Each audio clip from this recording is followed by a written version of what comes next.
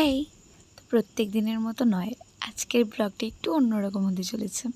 তো আজকে না আমি খুব হ্যাপি, কারণ আজকে খুবই স্পেশাল একটা দিন আমার জন্য।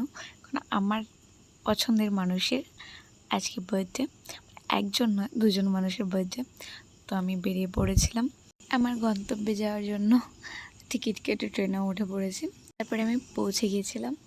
তো এরপর আমি ফুলের দোকানে চলে গেছিলাম, কারণ আমি মনে করি কোনো মানুষকে গিফট দেওয়ার জন্য সবথেকে বেস্ট হচ্ছে ফুল। ফুলটা মানে একটা আলাদাই অনুভূতি। তো দেন আমি একটা কেকের দোকানে চলে এসেছিলাম, বার্থডে কেক নিয়ে নিয়েছি। বার্থডে হবে আর কেক নেবো না, তো কেক নিয়ে নিয়েছি। তারপর আমি এখানে একটু পোজ দিচ্ছিলাম। দেন আমি অটো ধরে নিয়েছিলাম।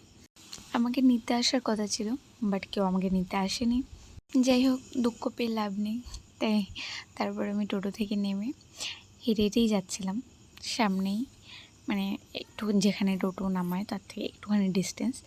তারপরে দেখতে দেখতে আমি পৌঁছেই গেছিলাম। আর এখানে দেখো ছোট্ট বাবুটা চলে এসেছিলো আমাকে দেখে আমার কাছে। তারপরে চলে এসেছিলাম বাড়িতে, আর ইনি আমার সাথে খেলা করছিলেন। আর দেখো আমার চুল টানছিল।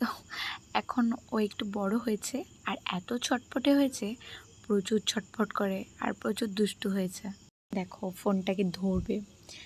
তারপরে এখানে কেক সাজানো হয়ে গেছিলো, সবাই চলে এসেছিলো। এখন শুরু হবে কেক কাটার পালা। তো এখানে দুটো কেক চলে এসেছিলো, একটা আমি এনেছিলাম আর একটা দাদা এনেছিল। তারপরে এখানে কেক কাটার পর্ব চলছে। Happy birthday to you. মানে আমার আজকে খুবই এতটা খুশি লাগছে, আমি জানি না কেন। নিজের বার্থডেতেও হয়তো আমি এতটা খুশি হই না। তারপরে আমার আজকে খুব তাড়া ছিল, কারণ আমাকে আবার ট্রেন ধরতে হবে। ওই জন্য আমি চটপট কেক কাটিং হতে হতেই আমি বেরিয়ে পড়েছিলাম। এই গেটটা বলো তো কোন জায়গার?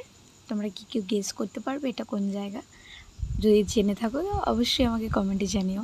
তো আজকের মতো এইটুকুই, টাটা।